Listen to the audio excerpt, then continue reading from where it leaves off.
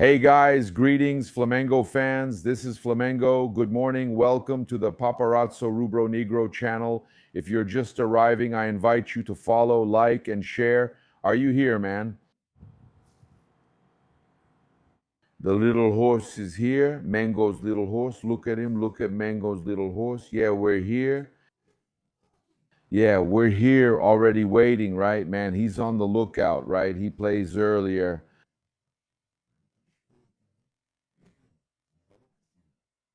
So if you're new here on the Paparazzo Rubro Negro channel, to subscribe to the channel, hit the bell for notifications and leave that cool like on the video. Thank you very much for your company. I also want to mention here that we are sponsored by Aroldo's Caravan.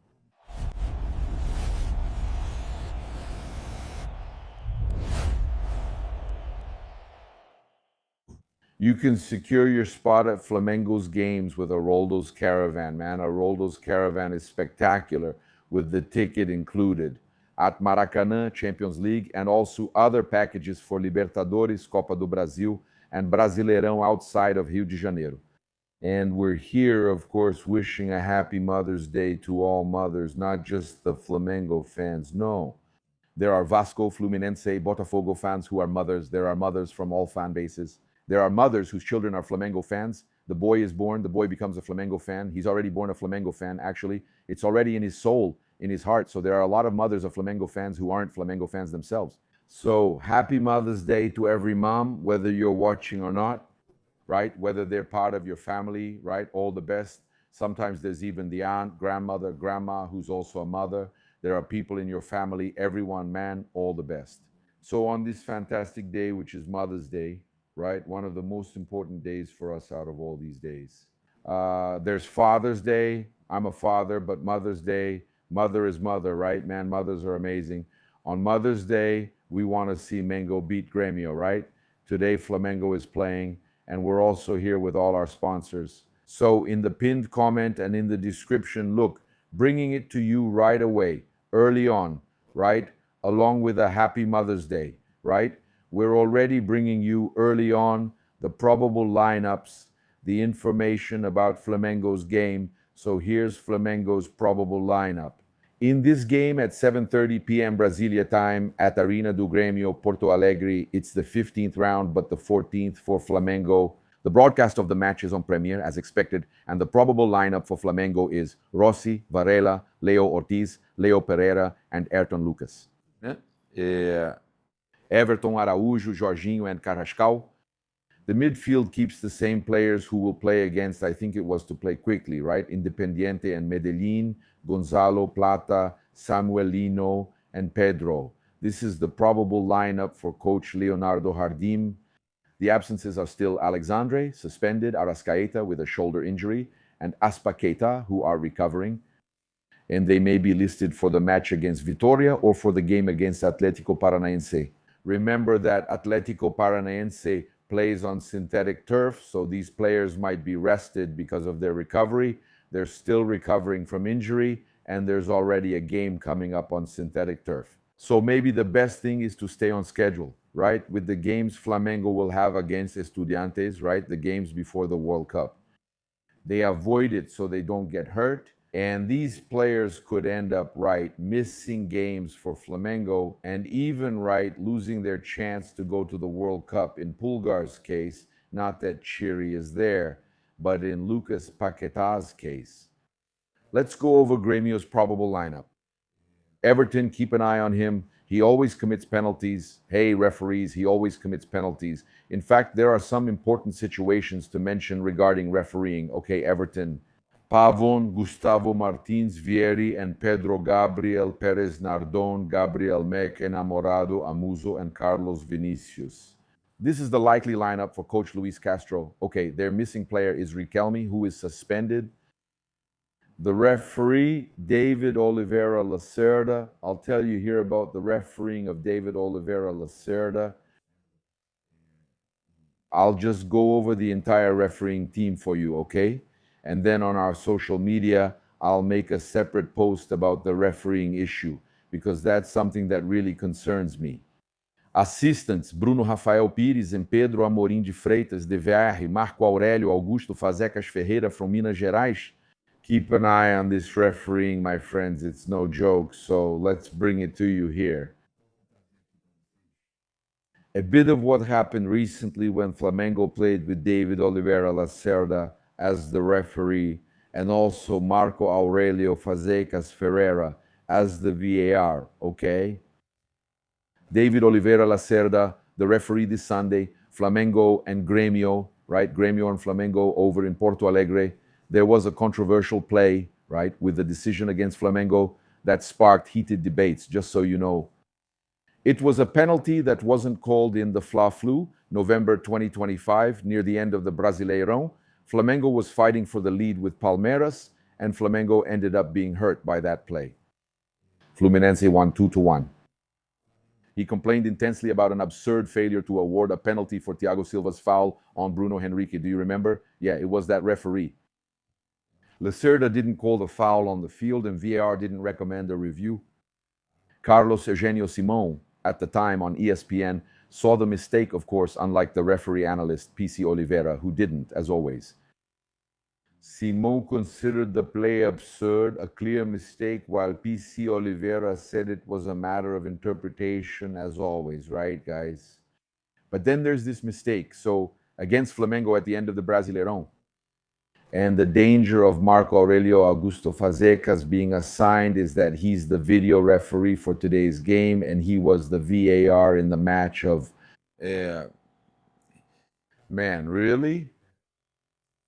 He was the video referee in a match that both rival fans, Vitoria's own fans, and even the club's board complained a lot about in Flamengo's 2-1 win over Vitória in the Copa do Brasil.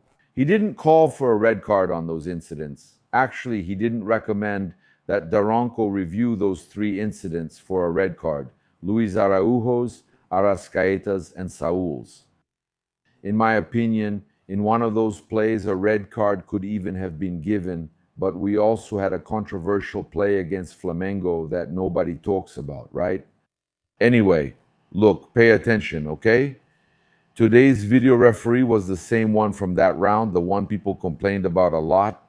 So he comes into this Flamengo match under huge pressure, right? He comes in under huge pressure. With all the pressure from the clubs and the media, they go and put this guy on another Flamengo match together with the guy who already wronged us recently, David Oliveira Lacerda. So keep an eye on them, keep an eye on this refereeing team, because this is really strange. Look at what Farid Germano, good guy, but look at what Farid Germano posted on his social media. Did you see this little horse? That's right. He said that Grêmio is going to beat Flamengo. He said Grêmio will beat Flamengo. Let's see his statement. Guys, if on that side there's Flamengo, on this side there's Grêmio. Okay. If on that side there's a world champion, on this side there's a world champion too. Yeah, at least now Everton is a world champion, right? Because over there he didn't have a world title. There's one thing I agree with you on. On that side there's Pedro, on this side there's Carlos Vinicius. If on that side there's Rossi, on this side there's Everton. If on that side... there's Bruno Henrique. No, we don't even need to mention anyone's name. Here there's Gabriel Mendes. No. So over there's Leo Jardim, and here there's Luis Castro. So let's stop with this. Nonsense that Flamengo is the favorite. No, hold on. You're talking about the squad, about the players, okay? In terms of club stature, in terms of being world champion, okay. It's a close match. No one here said Flamengo would win, okay? Nobody here said Flamengo has already won. There's a lot of respect here, all right? Flamengo has had the advantage recently, but that doesn't mean much. No, they're not the favorite. Grêmio is Grêmio. Grêmio is huge, and Grêmio will beat Flamengo. Thanks. With more than 45,000 people in the arena. Have faith, Grêmio fans. So he's out there saying, have faith, Grêmio is going to win. All right then. So we don't even need to play, right? Don't even need to play, right, Farid? You're right. You have to motivate the fans, folks. And that's it. I wanted to take this opportunity. I put this here. It wasn't to challenge him. It's to always ask for respect for Flamengo and Flamengo fans, never to act arrogantly at any moment. Forget what was won in 2025. Leave all that behind. It's time for us to keep it low key, just low key, just low key, right, Cavalinho? We're not even in the lead. It's another year, it's a different moment, it's a different coach, it's a new job. And we need to keep our feet on the ground to celebrate again. At least that's what I think, okay? And let them say they're going to win. Everyone who faces us says, we're going to win, we're going to win. And we don't need to respond. We keep showing respect. And I think that's the best solution. And that's the best we can do. I'm going to send a message here to a few influences. Rivals, especially those green ones, right, who are saying that Flamengo has to play against Independiente Medellin during the World Cup because there was a game with Sport, also with others, Sport and Cruzeiro, I think, right, during the Club World Cup. Rapaz. And then they said it's not whining, it's not persecution, it's nothing against Flamengo, it's just that it has to be fair. You want to compare the Club World Cup with the World Cup, where almost the entire Flamengo team will be called up, while the Club World Cup is the club itself playing. It's the club itself playing. Look, let's show him the difference. Club World Cup, Flamengo's already there playing, Palmeiras was there playing, and so on. The club that's not there is complete because there isn't an international break. The Club World Cup is a world tournament. The club that's not in the Club World Cup is complete. The club that is there won't play because it's playing in the Club World Cup. It's different from the World Cup. You get it? Or do I need to draw it for you? In the World Cup, all the called up players will be at the World Cup, unlike the Club World Cup, which is for clubs, as the name says. My God. My God, seriously? You tried to justify this. Did you and some others try to justify this? Guys, that can't be right, can it? It's not possible. Green profile wanting to demand that Flamengo play against Independiente Medellin when there's no date and they're playing in the World Cup. You want to defy the schedule, right? Your coach, Abel, the crybaby, wants to beat the schedule that the crybaby complained about, right? And the worst part is there's also a green profile saying that Marcos Braz said everything was arranged with the CBF, with the schedule adjusted in 2020 or 2024. I don't remember exactly now. And then the guy went and said, you see that? Everything set up for Flamengo. Abel warned about it. He was saying everything was adjusted for all the clubs with the CBF and all the clubs. And there was a change. They cut it just to say, Abel is right. He said it in the press conference. He was right. Crybabies. All crybabies. Look, let me show you the matchup between Flamengo and Grêmio. I was telling you about it, right? The recent matches between Flamengo and Grêmio. Man, we have an unbeaten streak of 12 games against clubs from Rio Grande do Sul. That's crazy. I was talking about this Flamengo versus Grêmio matchup, that recently Flamengo has been doing well, but we have to show respect. But in 12 matchups, Flamengo is unbeaten. Flamengo won International. International won from 16 to 25. Juventude 0, Flamengo 2. Flamengo 1 and Grêmio 1. Internacional 0, Flamengo 2. Internacional 1, Flamengo 3. Flamengo 1, Internacional 0, Flamengo 6. Juventude 0, Grêmio 0, Flamengo 2. And then there was Flamengo 1, International 1, 2024. Flamengo 3, International 2, International 1, Flamengo 1, Flamengo 4, Juventude 2. Okay? All of that adds up to 12 unbeaten games against teams from Rio Grande do Sul. Man, that's an impressive record. Flamengo doesn't need to sell. Flamengo isn't broke. Flamengo isn't desperate to sell players. Just to make that clear here, Flamengo has, in its budget matters, in its forecasts and goals, Flamengo already sets how much it should make from sales in the year. how much it will spend on signings, how much it will spend on sales. So Flamengo already has all of this defined. So it doesn't mean Flamengo needs to. They set aside a much bigger budget for signings and they decide, look, we have this amount in reais that we need to make from departures, from sales. It's a team that develops players, so they have this target in the budget. So Flamengo's sales target for 2026 is approximately millions of reais. This is widely shared information. It came out recently, so I'm just bringing you some important explanations here. The club this season sold players, had some loans, the situation with Viña and everything else. Players Flamengo sold and what Flamengo received. Values that aren't very certain or significant, like Viña's loan deal with a fee, which could become a total amount of $5.5 million. There was Juninho, around 25 million reais.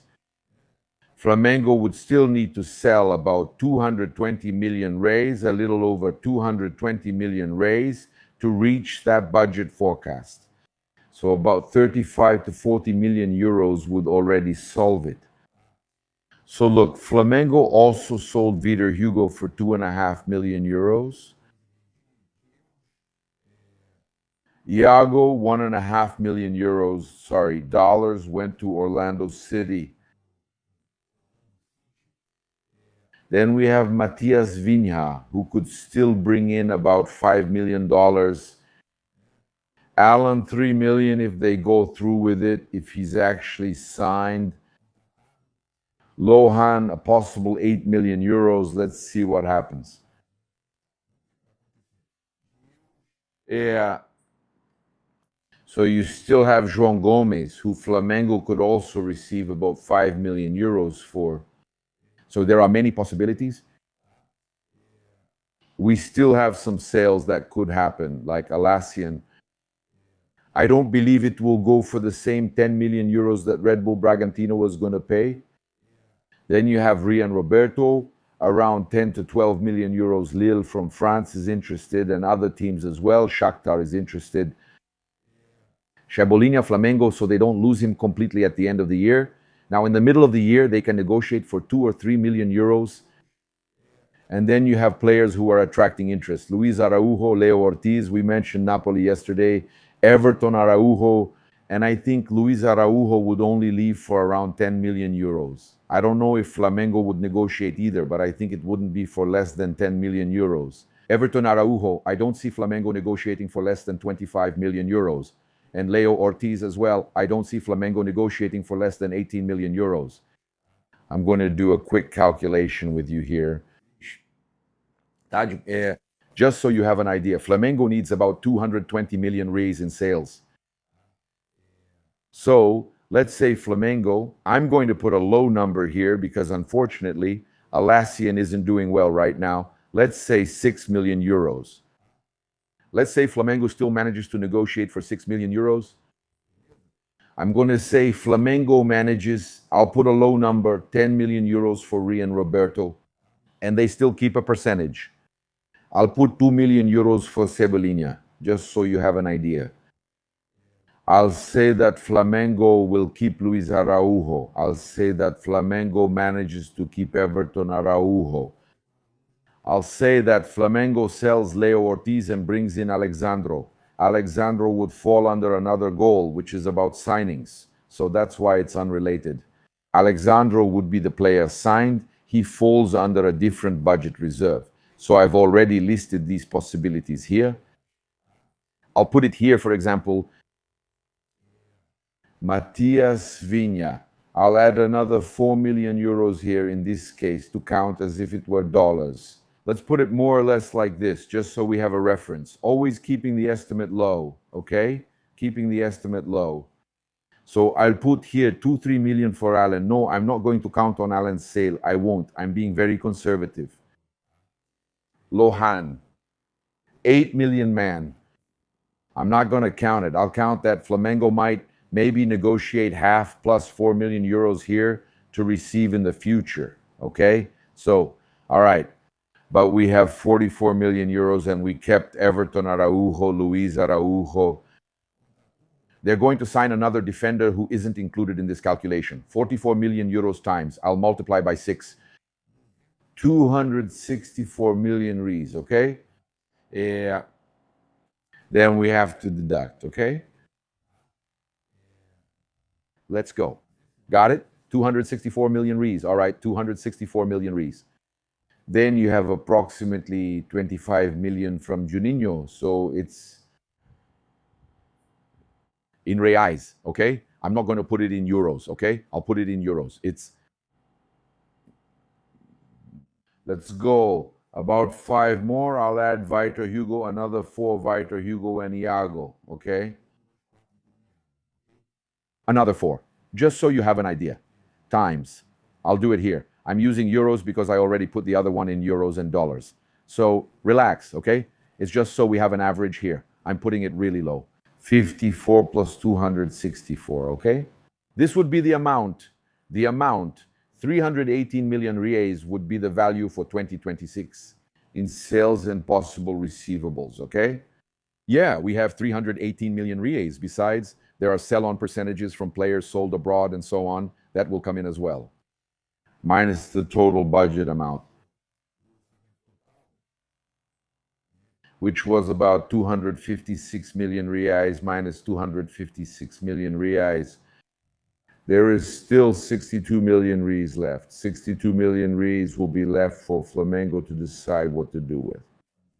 That's not even counting what's already set aside for signings. Do you understand? I did this very conservatively. Or was I not conservative? Comment here if you think it wasn't conservative. For me, it was conservative. So that's it. I want to thank Tulio Mene, a great member of the Paparazzo Rubro Negro VIP group. He's there on WhatsApp, in the WhatsApp group with us. Thanks to him. Tulio Mene did an amazing job, always sending interesting data. Today, I'm still going to bring some more data about the transfer market that Tulio sends to us. He does an amazing job. I want to wish once again a happy Mother's Day to all the Rubro Negro moms. Thank you once again for watching. Thank you very much. Remember that our sponsors are in the pinned comment. Caps too. The caps, man. I'll leave the super caps there. Official Flamengo ones. Look how beautiful. I'll leave them there for you to get yours too. And also Mais Cabelo, the My Slim weight loss program. Also ExoMice. Look how my hair is growing. Guys, look how it's growing. It was really thin. So the ExoMice program gives you more hair. And besides that, you can also book your trips with Aroldo's Caravan and get your insurance in Florida with AIP Florida. We're in this together. A big hug. Greetings, Rubro Negras. This is Flamengo. Thanks.